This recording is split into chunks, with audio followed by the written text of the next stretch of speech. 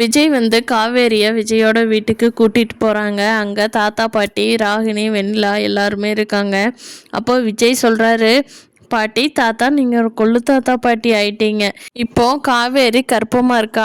நான் அப்பா ஆயிட்டேன் பாட்டி அப்படின்னு சந்தோஷத்தில் கத்துறாரு. இதை கேட்டுட்டு இருந்த தாத்தாவும் பாட்டியும் ரொம்ப சந்தோஷப்படுறாங்க. பாட்டி டே இருடா, நான் ஸ்வீட் எடுத்துக்கிட்டு வந்து காவேரிக்கு நான் ஊட்டி விட்றேன், இந்தா வெயிட் பண்ணு, இந்தா போய் காவேரிக்கு பிடிச்ச பாயாசம் வச்சு எடுத்துகிட்டு வரேன்ட்டு போயிடுறாங்க. ராகினியும் வெண்ணிலாவையும் கூப்பிட்டு அவங்களுக்கும் இந்த விஷயத்த விஜய் சொல்கிறாரு. வெண்ணிலா, ஓ இவங்க உண்மையாலுமே கணவன் மனைவியாக வாழ்ந்திருப்பாங்க போல. அடடா, இது நமக்கு தெரியாமல் போயிருச்சே, நம்ம விஜயோட லைஃப்பை விட்டு வெளியே போயிடலாமா அப்படின்னு யோசனை பண்ணிகிட்டு இருக்காங்க. அவங்க யோசிக்கிறத பார்த்த ராகினி, அடடா இவ என்னமோ நல்ல விதமாக யோசிக்கிறாளே, இவளை இப்படி யோசிக்க விடக்கூடாதே, இவளை நல்ல விதமாக யோசிச்சிட்டான்னா விஜய் காவேரி ஒன்று சேர்ந்துருவாங்க, நம்ம வெண்ணிலாவை போட்டு குழப்பி விட்டு அவளை ஏதாவது பண்ண வைக்கணும் அப்படின்னு சொல்லி ராகினி யோசனை பண்ணிட்டு இருக்காங்க. இதோடு நாளைக்கான ப்ரோமோ முடியுது. இந்த வீடியோ பிடிச்சிருந்தா சப்ஸ்கிரைப் பண்ணிக்கோங்க.